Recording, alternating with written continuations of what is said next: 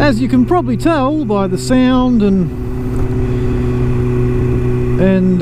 the view of the dash, I am not riding my NC700 Integra today, and nor will I be riding it again. A truck is coming this afternoon to pick it up and take it off to Western Australia to its new owner, and this is my new bike. It is a 2013 Ninja 636, or one of the new ZX6Rs, which are all 636s now.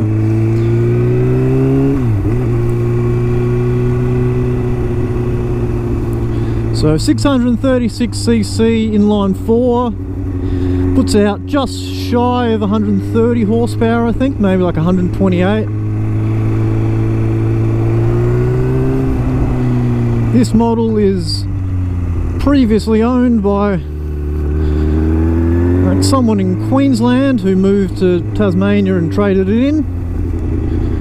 He did about 13 or 14,000 Ks on it, and also added a few tasty little bits. You can probably hear one of them. It's the Akrapovic full system, which is very nice. There's a few people around today.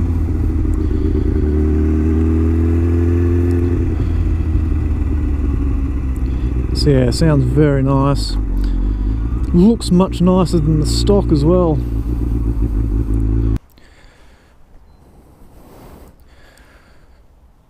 So there it is. As you can see, that's the Akrapovic carbon fibre tip at the end. It's the full system, so it gets rid of all the like pre-chamber and the big cat and everything that was on the original. Looks much nicer.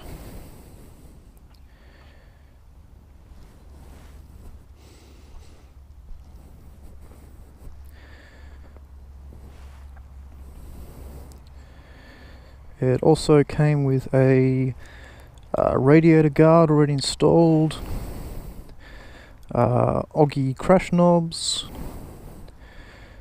It had a ram mount that had been improperly mounted into the steering tube, so I've removed that. It's got a GoPro mount on the tank already.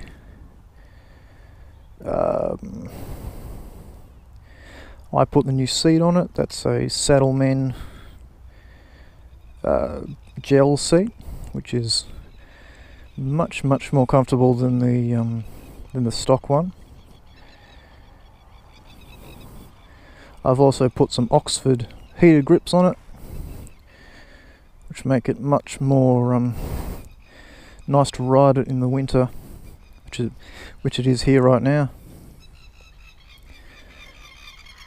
It came with a Bazaz ZFI fuel tuner and a Bazaz QS4 quick shifter, which had both been removed. Like, you can probably just see the little quick shifter sensor on the shift rod. I haven't put the quick shifter back in yet. I don't think I will. It's not something I really need. I have put the Bazaz back in, the fuel tuner, sorry, because the it was running really rich because the mapping was set for the stock exhaust, so it was running really rich. It stank pretty much. I was getting barely any like the fuel economy wasn't that great. I've added about 3 k's per litre, I think, after I've put the tuner in with the mapping that's set for that full system. And it also runs better too. And I don't have the issue of that many owners of this bike have had this year, of it not starting cold first time. Since I put the fuel tuner in, it starts fine.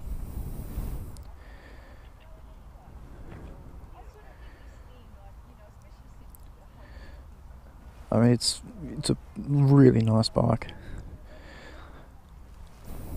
I've also put tank pads. They are tech spec, I think. That's the full 5-piece tank pads. Because unfortunately, the seat is comfortable, the new seat, but it's slippery and also angled slightly forwards. So you do actually slide into the tank quite a lot. So I had to get the tank pad so I can grip the tank a bit better, so I wasn't sliding.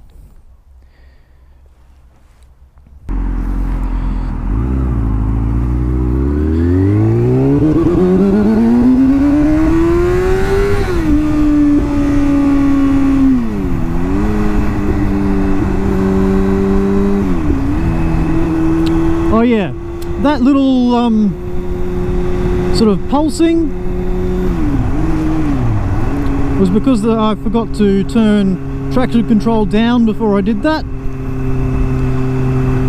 This bike has a couple of little electronic things which I really like, and they were sort of the reason I bought it over another 600.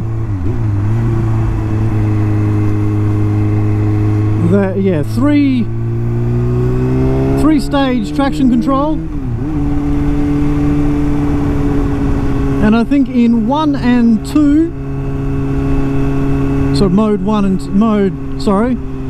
2 and 3, it's proactive, meaning it uses sensors all over the bike to actually predict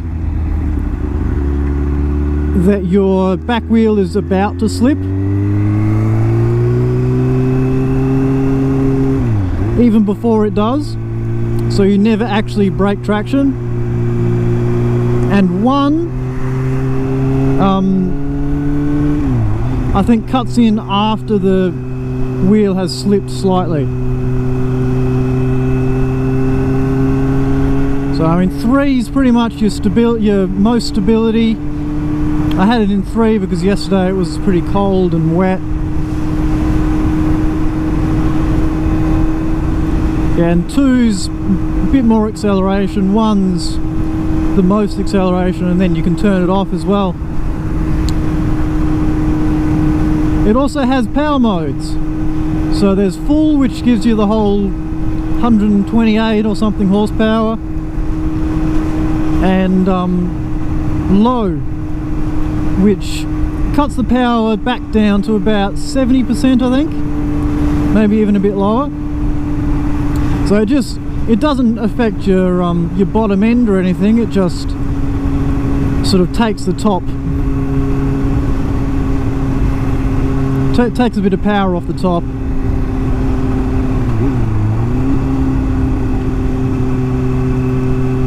And yeah, I should have changed out of 3 before I accelerated back there. It does cut in a lot, which is handy doing what I do, riding down south, which gets really cold and icy and wet, so I like having that reassurance. Also has ABS, not switchable.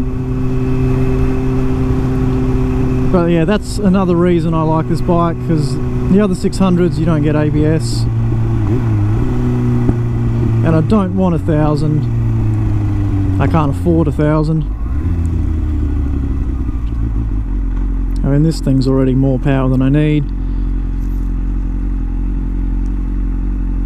It's an amazing bike to ride though. I don't know how I went so long without this amount of power, because just you can cruise along doing about 55 k's an hour in 6th, and it's just really smooth, and it's just sitting, I think sitting about 3000 RPM or something, which doesn't seem much on something that revs out to 16, but it's more than enough if you want to just pull the throttle on a little bit. You can easily get up to like 80 from that really quickly, so it just has a lot of usable power down low, which I think is another good thing about the 636 over the 600s. It's that extra 36 or 37 cc's gives it a bit more low range.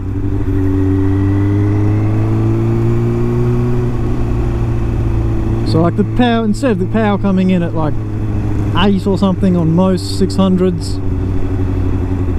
this hits it at about 6. And before that, it's still quite nice. Yeah, I particularly like the year model because of the colour, really. It's a little bit superficial, but aesthetically I like this model, even though it's, I think they're pretty much exactly the same as the newer ones. Build wise and like engine wise.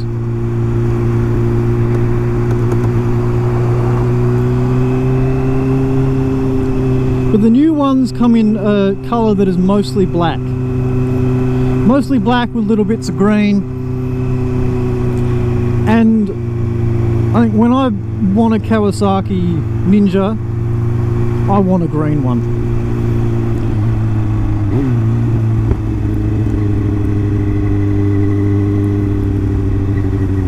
I don't want something that is mostly black with a few little green streaks through it. On the new ones, it's just a black tank with a little bit of green.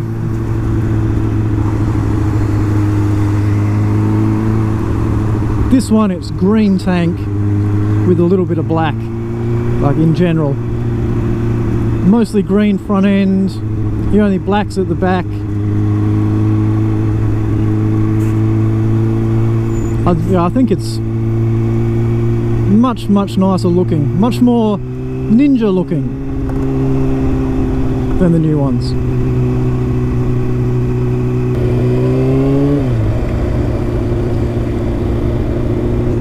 But I've been wanting this exact bike for 6 months, more than 6 months. So it's been out the front of my local Honda dealer, of all places. This is where the guy traded it in. It's been sitting there. It ran out of rego just before I bought it, so I got it quite a bit cheaper than what they were originally asking for it.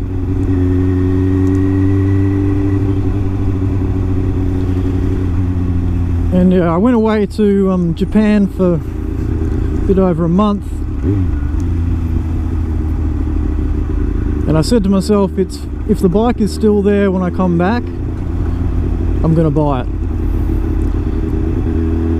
And it was.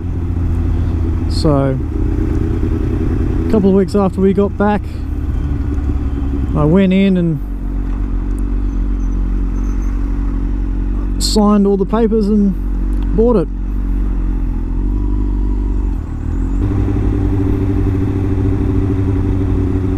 So yeah, that was a first look at my new bike. First of many. Thanks for watching. Please subscribe if you want to see more.